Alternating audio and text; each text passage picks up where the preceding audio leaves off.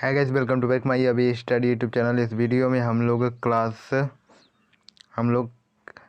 8 का पहला chapter class 8 का हम लोग आयत और मतलब क्षेत्रफल और परिमाप का चैप्टर देखेंगे जो क्लास 8 का है। तो जिसमें से पहले हम लोग देखेंगे आयत और वर्ग।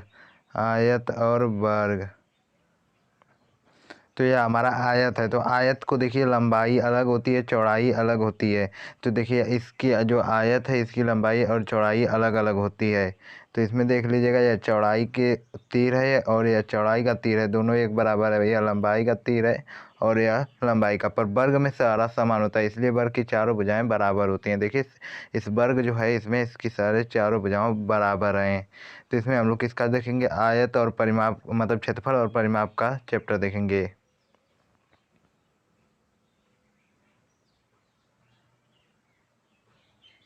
तो जिसमें से हमारे पास पहला प्रश्न है, एक वर्ग का क्षेत्रफल 64 मीटर, कितना 64 वर्ग सेंटीमीटर है, उसकी भुजा ज्ञात कीजिए।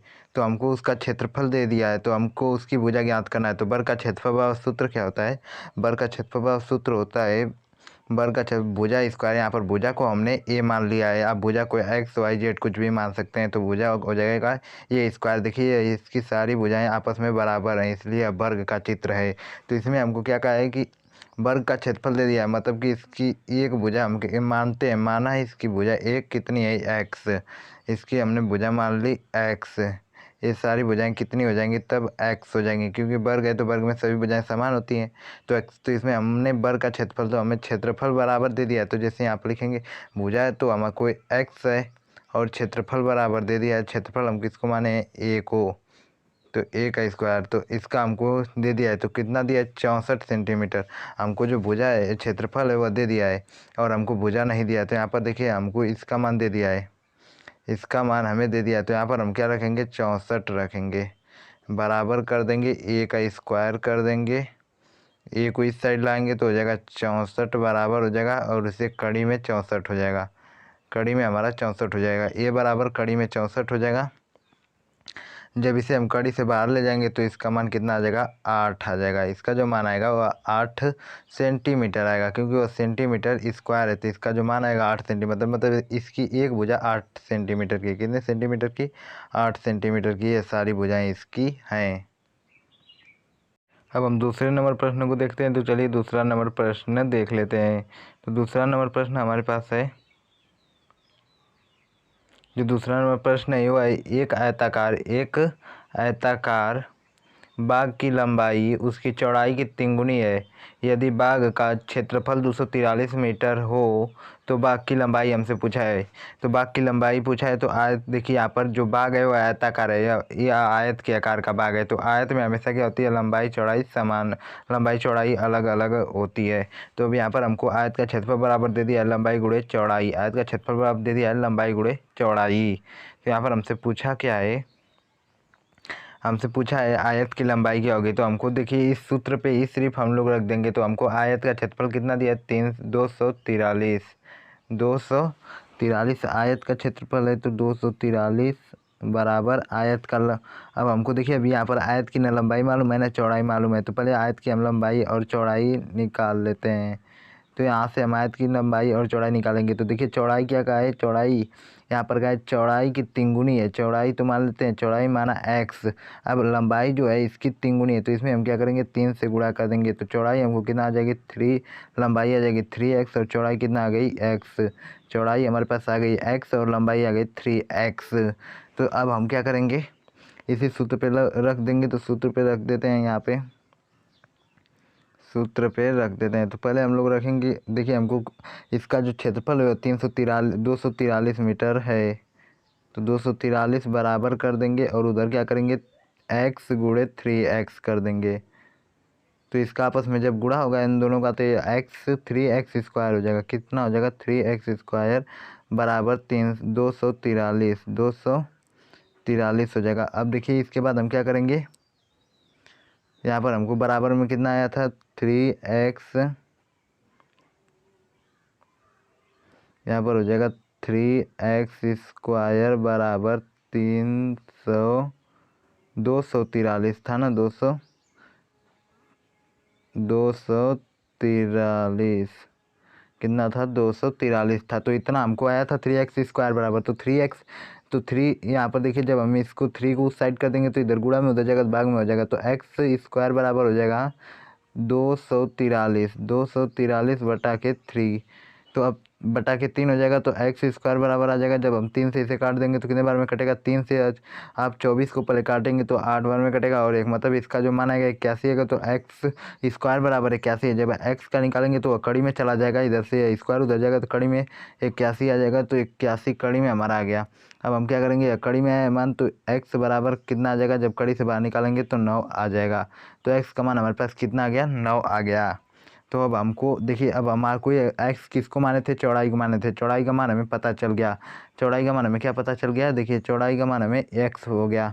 चौड़ाई का मान हमको पता चल गया 9, और उसमें हम 3 से गुणा कर देंगे। चौड़ाई का मान हमें पता चल गया, उसमें हम 3 से गुणा कर देंगे तो 3x बराबर हो जाएगा, या लंबाई का मान है तो 3 गुणे 9, मतलब 3 गुणे 9, तो 3x बराबर कितना आ जाएगा, जब इसका आपस में गुणा हो जाएगा तो 9 3 27 वर्ग मीटर, 27 वर्ग मीटर होगा।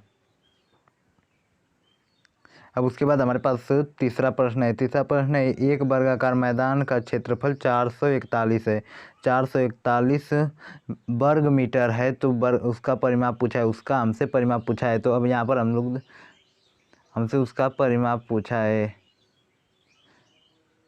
तो अब हमको क्या आएगा है, वर्ग के आकार का है ना उससे। तो देखिए वर्ग इस आकार का होता है, इसी के आकार का हुआ वर्गाकार मैदान है, उसका हमको क्षेत्रफल कितना दे दिया है, जो ये अंदर का भाग है उसका हमको 441 दे दिया है, मतलब 441 वर्ग मीटर दे दिया है। तो वर्ग का क्षेत्रफल सूत्र क्या होता है, वर्ग का क्षेत्रफल सूत्र होता है, वर्ग का क्षेत्रफल सूत्र होता है वर्ग का क्षेत्रफल मतलब भुजा स्क्वायर। तो भुजा को हमने क्या माना है, यहाँ पर x माना है, आप कुछ भी मान सकते हैं, चाहे भुजा का ही स्क्वायर लिख सकते हैं, तो हमने x² लिखा है। तो भुजा कितना है हमारे पास, हमको वर्ग का क्षेत्रफल दे दिया है, भुजा हमें ज्ञात करना है, तो वर्ग के क्षेत्रफल पे हम रख देते हैं, तो हमको कितना आ जाएगा, 441 बराबर x², चाहे a² आप कर सकते हैं, इधर या स्क्वायर में आएगा तो इधर आ जाएगा, तो क्या हो जाएगा कड़ी में, तो ये x बराबर हो जाएगा कड़ी में 441, कड़ी में 441। जब कड़ी से इसे बाहर निकालेंगे तो आ जाएगा यह 21, किसका वर्ग है 21 का, तो इसका जो मान आएगा वह 21 आएगा। अब हमसे पूछा है इस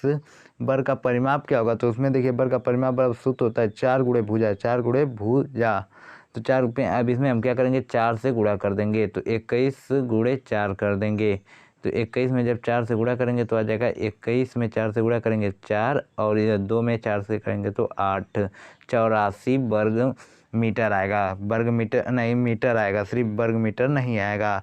तो अब हम लोग इसके बाद वाला प्रश्न कर लेते हैं।